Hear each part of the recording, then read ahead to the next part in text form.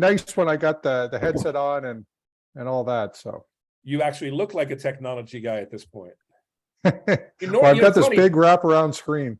You normally don't sound like a technology guy. I mean, that's the coolest part. I mean, you have the technology background, yet you talk to us like a normal human. How did you hone those two skills? Yeah, well, I was a geek in middle school and high school. Had a computer from 12 years old on, but I think it was when in probably when I was 17, 18, I discovered sales, and then I figured out that it was where sales and marketing and technology intersected that for me made the most sense. So I was a sort of had that entrepreneurial brain, and then I'm always, I think it's probably one of my superpowers, but I'm always thinking about what's the bigger problem to solve throughout my life. So, and it's just, I don't know why I was wired this way, but probably my geekiness just said, it's all just a big algorithm that needs to be solved. So I said, I need to be good at sales. So I immersed myself in sales, sold Kirby vacuum cleaners door to door, was a stockbroker, sold cars, sold all kinds of stuff over the years, and of course got into residential real estate as a salesperson as well. So just a lot of sales oriented activities that allowed me to sort of combine technology and then being able to share and ideas and to influence, I guess, for all intents and purposes, because most geeks are not good at the influence game. But you seem to be very impressive at it. Let's talking about activities and backgrounds and all that. At some point, I don't know exactly where or when, your detail is going to be enough. You thought about launching a brokerage, and it looked like something, felt like something. But what was the reasoning, real quickly, in your words? Why did you launch eXp, and what were you hoping for? Yeah, so I started in real estate just over 20 years ago, April 29th, 2002. I know the date because it was a big deal kind of getting into real estate the way I did. But I joined on a team, but I was an internet lead generator. And then I was like, okay, what do I do with these leads? And so that led to, how do you build a team? And so I went to Keller Williams, and I remember reading actually in the Millionaire Real Estate Agent book, the idea that it takes about 5 years to create some skills around different parts of your business. And I'm like, I don't have 5 years to get here, to get here, to get here. So I'm a kind of a glutton for punishment. So like, instead of starting one team, I started 6 different real estate teams. So generally at the same time. And I realized that there was a big challenge for me running a real estate team. And the big challenge was that there was, for me at the time, and it seems like some people have broke through the ceiling today, but at the time I hit a bit of a glass ceiling as a team leader. I'd have agents leave the team, and they go effectively into competition with me. I'd help them, and most of them, by the way, I noticed that most of them actually went out of business after leaving the team. So, the lead gen, the training, the coaching, the high accountability infrastructure, that was something that, the team members got value from, but maybe they didn't appreciate it. And I said, well, how do we keep people, how do we invest in people, and then maybe even allow them to graduate off the team and be able to build income? And so that was one of the ideas around revenue share that we built the model. We thought about the idea that as a team leader, you need a certain platform or an infrastructure to run your team on. And then if the infrastructure then has some financial benefits for recruiting and bringing people to the brokerage, that it could be a pretty powerful model. So there was some of the ideas around it. It was really the idea that also for me, there was no true exit strategy from real estate in the way traditional real estate was set up. And I mentioned earlier about sort of solving the bigger challenge. I'm like, how do we actually, build a business in real estate that actually does have the benefits of a typical business, which is equity ownership, being able to build a residual income from the business as it scales. And so those are things that I wanted to solve for me personally. You've definitely done that. I mean, we have over the last 10, 12 years become the fastest growing brokerage in history in agent count. And what's funny is we become known as Remax did before Keller did before us as the recruiting company. And everybody thinks we're the recruiting company, but our numbers in production speak for themselves. And could you put that in perspective? Because we do a boatload of production.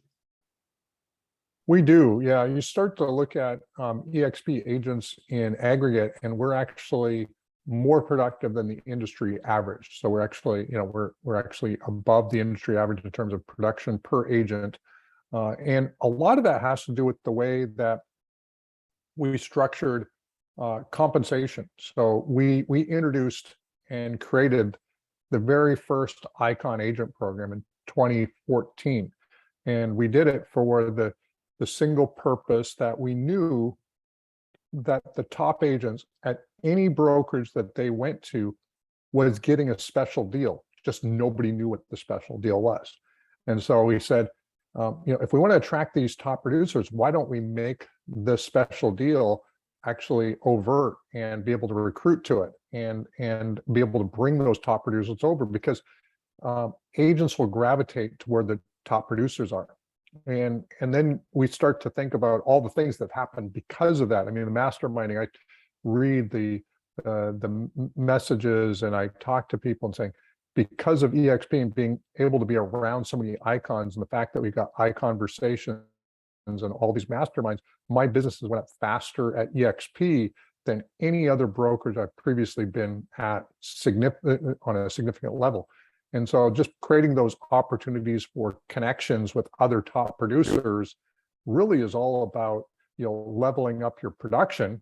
Only about 5 to 10% of agents actually make agent attraction a significant part of their business. 80% of agents are on the productive side, meaning that they listed or they sold real estate in the last 12 months. 20% didn't sell real estate in the last 12 months. That's where most of our churn is. And some of those are actually more into the agent attraction side. But the majority of people that are into agent attraction are actually active, productive selling agents who happen to know other agents who could benefit from the eXp model. And they know from personal experience that, at least for them, eXp is the best model. The production side, now that you've talked about it, does speak for itself if people look to our production. You talked about the Icon agent having a sweet deal here, and everybody's aware of it. There is no secret deal, which makes a level playing field. Talk about a level playing field and how great that is for our entire company. Yeah, well, one of our core values is integrity, and there's a couple things. When we think about the integrity of a model, you want to be able to trust that the model is going to do what it's supposed to do.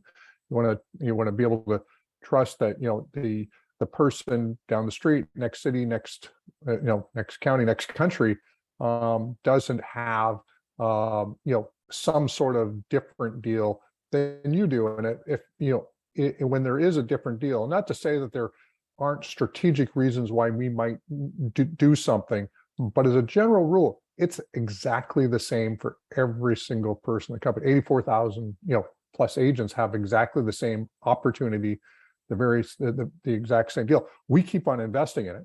We call it iterating around the agent value proposition. So we're looking for, how can we create education opportunities? How can we layer in some additional revenue opportunities? How do we layer in other networking opportunities? How do we layer in other technology opportunities?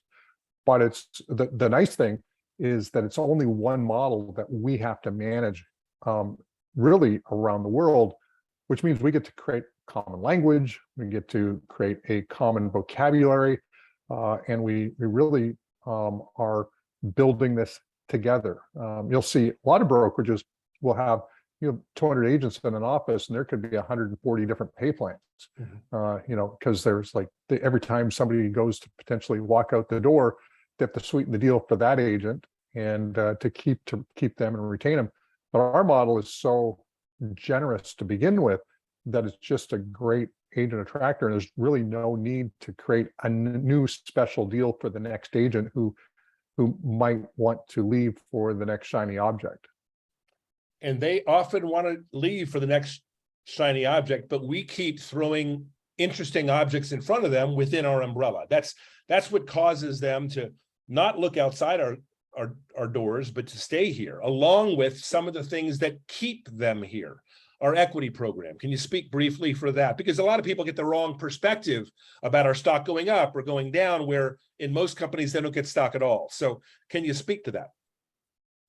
Yeah, I mean, equity is really a big deal. When you think about the wealthiest individuals in our economy, it is, you can certainly make money from real estate. There's no doubt, and there's people who've done extremely well, but it's the equity components. You look at the Bill Gates, the Steve Jobs, the Elon Musks, the all of the various different folks, and where do they make their money? The wealthiest people made money through equity. And so if you talk to entrepreneurs that actually get it, they go, okay, I get that I'm going to get either 100% of my own efforts, or I'm going to get some components, or maybe some tech, or maybe you're going to pay for some marketing, or whatever it is that you're going to do. But in eXp, you actually earn equity over time. And if we think about the next 5 years, 10 years, 15 years, 20 years, we think about it as a long-term forced savings program of sorts, where you're getting a little equity every year. Eventually, that equity in theory should be worth a lot more in the future than it is today.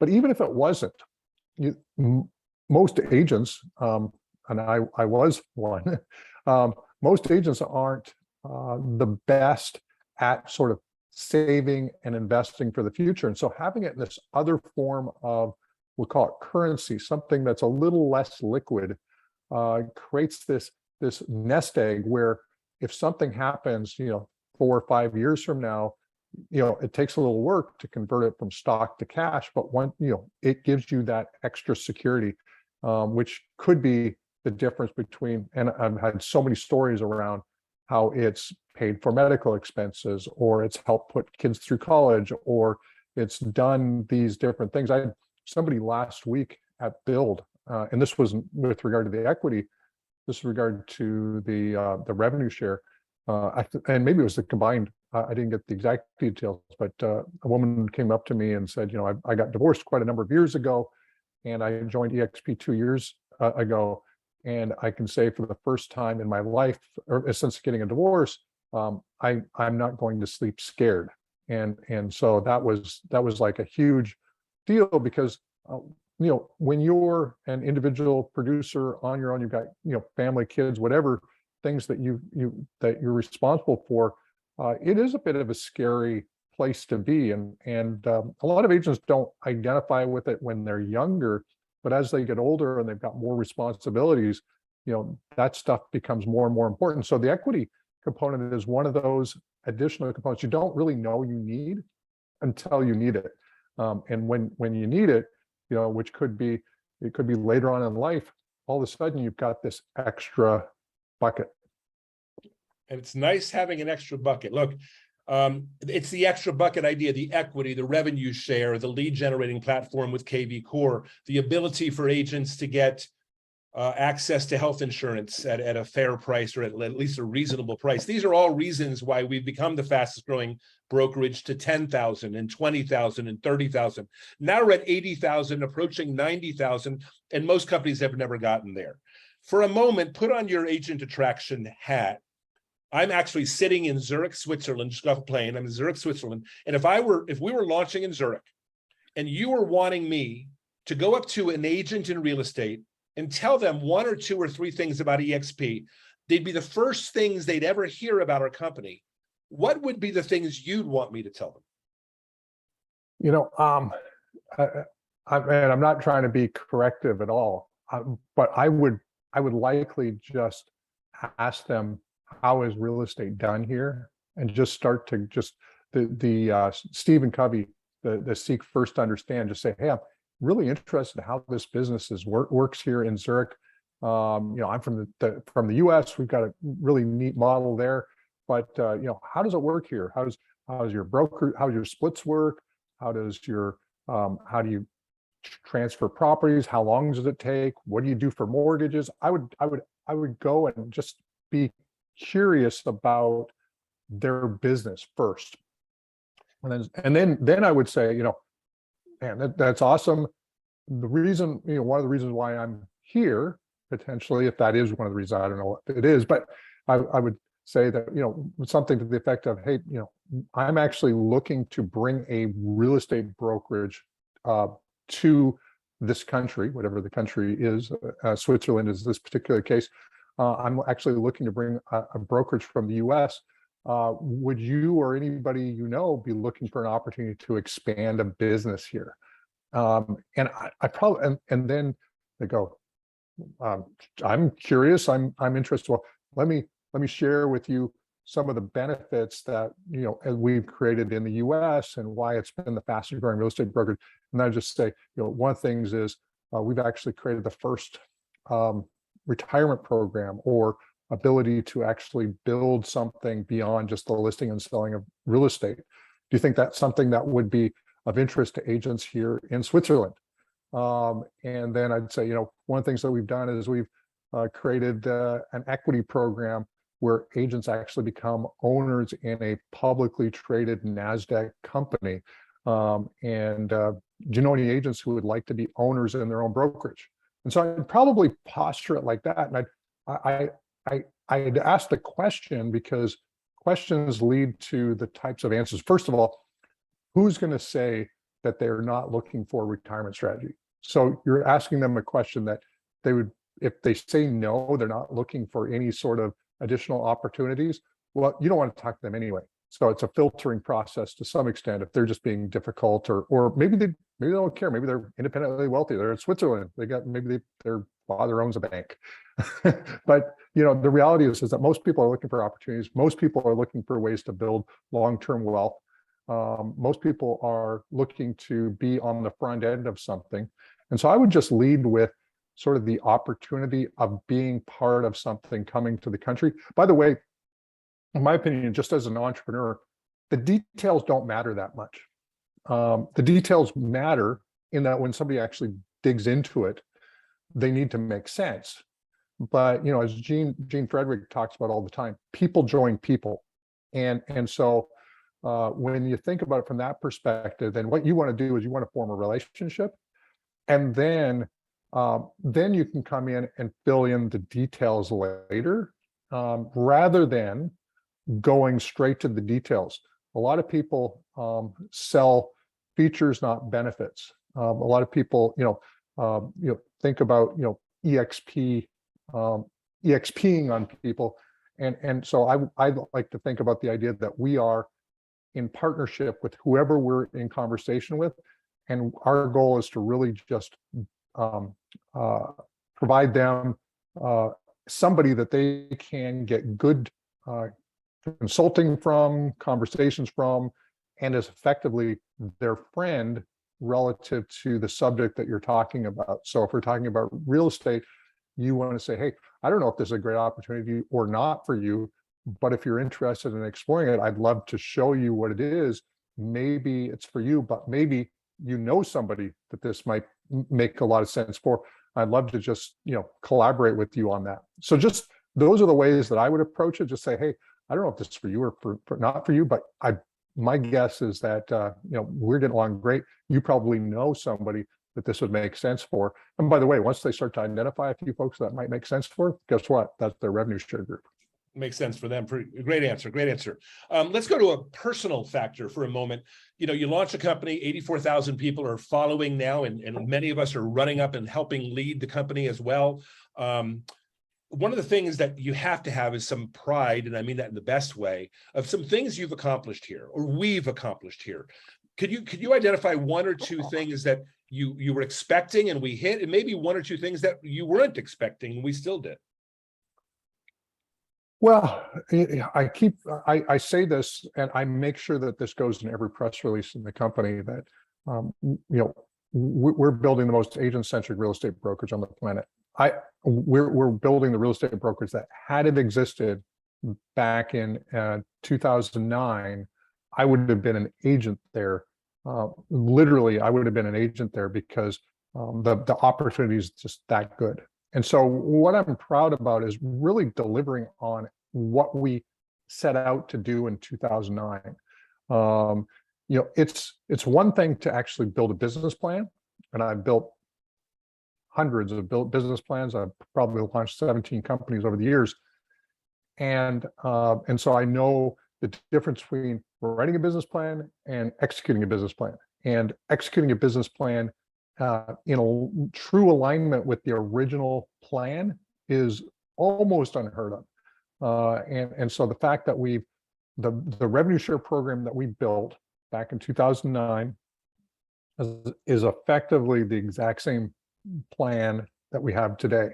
The equity plan we added to it in 2013, 2014, first in the industry, and that was a game changer for the business. And so the things I'm proud of, and then the relationships. I think the fact that, and I kind of knew that it would appeal to a certain number of people that I looked up to in the industry, but it wasn't, obvious until a number of years later, till many of those same people recognized eXp as a place to hang their license. And so the team staying the course, which, by the way, is not the easiest thing to do, is to keep people staying the course, because you've got one person with a we call it a vision or a monomaniac on a mission, but you have a lot of people saying, well, why aren't you considering my idea? Why aren't you considering my idea? And you're trying to stay the course.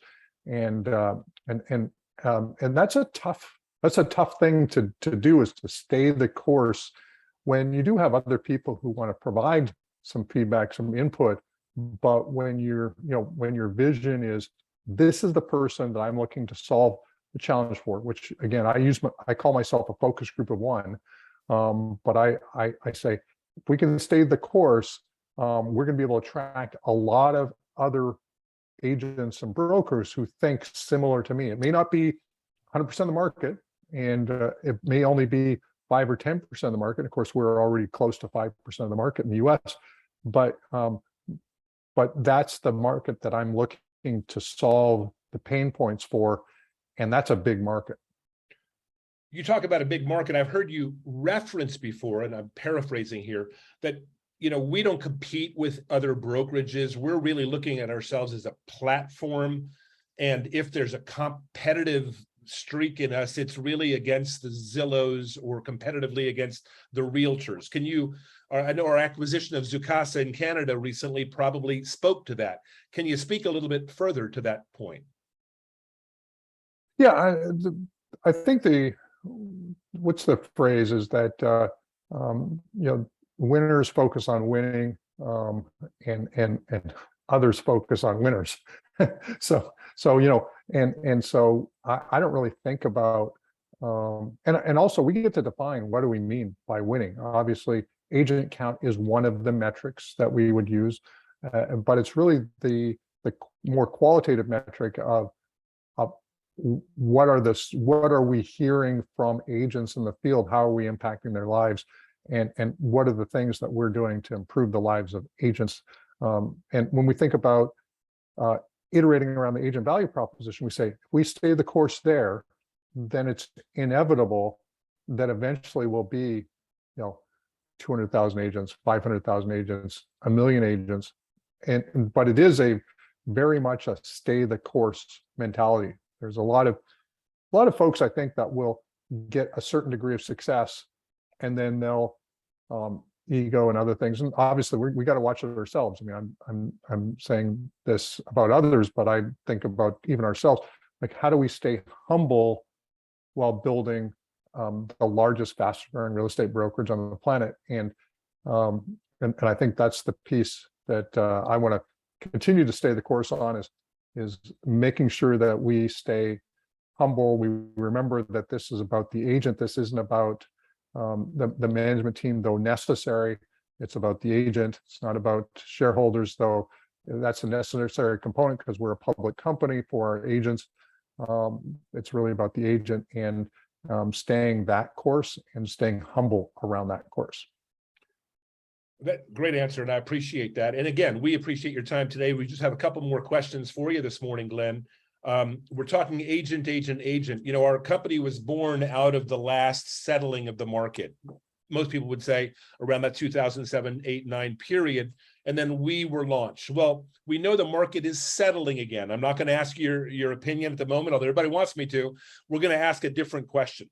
A lot of brokerages, independent brokerages had huge issues back in 07, 08 in figuring out a way to stay in business. And many of them didn't do that. We know, you and I both know, that the margin is very thin today with a lot of broker owners. We're now settling again. We had almost 450, 460 independent brokerages partner with us over the last 12 months. If we were speaking to a broker owner that may be open to talk to us, two things. One, what would be the things you would potentially start saying to them to get them in discussion? And secondly, why should they come? Yeah, I would, I'd come back to the whole idea is just, we want to be of service to those who we're in communication with. So I think the key is there anything I can do to help you with your brokerage in any capacity? Like I could think about the idea that, hey, would it be helpful if I came in and helped do a training in your office? Obviously, I've got eXp, but I would just start from a position of how can I add value? Brokerages are will be, if they're not already suffering. I mean, Q3 is not going to be a good quarter for residential real estate brokerage. Some cities around North America are down 40-50% on sales volume. So you think about that type of compression on sales volume. There's a lot of brokerages that they've got fixed bricks and mortar expenses.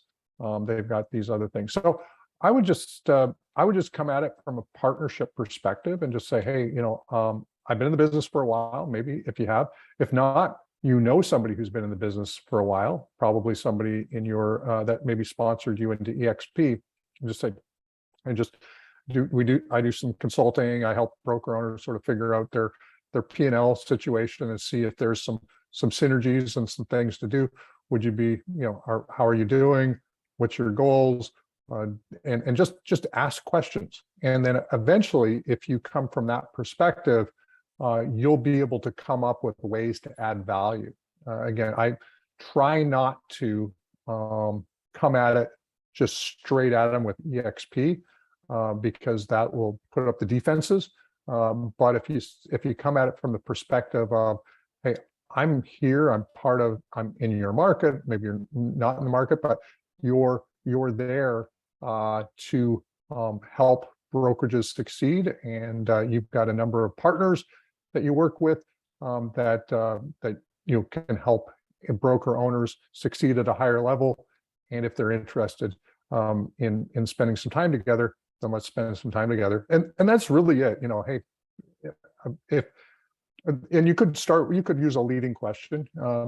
If I could show you how to make another $200,000 or $300,000 a year from your existing agent base, would you be interested? Would you be willing to sit down for 30 minutes to have a conversation? And who's going to say no to that? It's sort of but when you start to think about it, if you can get rid of the bricks and mortar expense, which might be $10,000 or $15,000 a month, and you could get rid of some of the staffing expenses, which might be, whatever that staffing expenses are, and you start to sort of strip that stuff away, and then you sort of how the revenue share. By the way, here's how the revenue share program works at eXp. Maybe it's something you'd be interested in taking a peek at. By the way, have you ever thought of making your agents equity shareholders? And of course, that's a difficult proposition, but here's something you might consider. And so you start to just paint all benefits, and eventually they go, well, I could start that, or I could just join eXp. So that's the way I kind of approach it, is just come at it from a perspective of be curious, add value, and eventually they'll be interested in joining you. Not surprising that your answer was a smidge different than Brent Gove's, but that's okay. Both of them work. It's okay with me. Let's pull Daniel off the screen. Someone mute him? That would be awesome. Thank you. And one last question for you, Glenn. And that question is this. we've got an event coming up in October called eXpCon. It's one of the 2 events we run a year for the company to bring in our agents and brokers and have us collaborate at the highest level. It's also something that we often will bring some guest agents looking at our company or guest brokers. If you were doing a personal request or a personal invitation to the agents within eXp for the upcoming event, what would you say to them? How would you invite them to come? Why would you want them to be there? Yeah, proximity is power. I think that's something that, a lot of people say, Brent and others. And the reality is that I would probably say, hey, we've got our eXp convention coming up October 11th through 14th in Las Vegas. I know you've heard about eXp, and what I'd like to do is invite you to just be in that environment, just so you can understand it better. I think once you're there, you'll see why so many agents are coming over to eXp, and you'll see how it matches up with maybe your goals in the business of real estate. And one of the things that you'll find is that inside of eXp is some of the most positive, uplifting, productive agents who are open to opening up their playbook because of the way that we've created the aligned compensation model. So for you to come meet some of those agents and be there. By the way, and this is just for anybody who's like going, well, I'd love to have them come, but I can't afford, or whatever it is. You can't afford not to bring them to eXpCon. And what I mean by that is I was talking to Brent, and he said that he has a 95% conversion in his organization of anybody who brings somebody to eXpCon. 95% of them will actually join eXp. And so if you just do the math on it, if you're paying for a ticket, or you're paying for a flight, or whatever it is that you're supplementing, they're an active producing agent, and you pay for some of it. You'll get that back in the next 12 months, double, triple. So you think about it as ROI perspective, for every $1,000 in, you're going to get $2,000 out in the next 12 months. And there's going to be additional benefits from some of those folks actually bringing people on. It really just makes sense to get as many people to eXpCon as you can. Glenn Sanford, founder, eXp World Holdings, thank you so much for joining us today. We appreciate not only what you did today, but what you've done without us even being with you. We were just visions that you had 13, 14 years ago. So we appreciate you doing this, Glenn, and staying in front of the group. I mean, there's never been a question. Our leader is directly in front of us. So thanks again for joining us today. Awesome. Thanks, Eric. Thanks, everyone. Have a good day. Thank you, Glenn.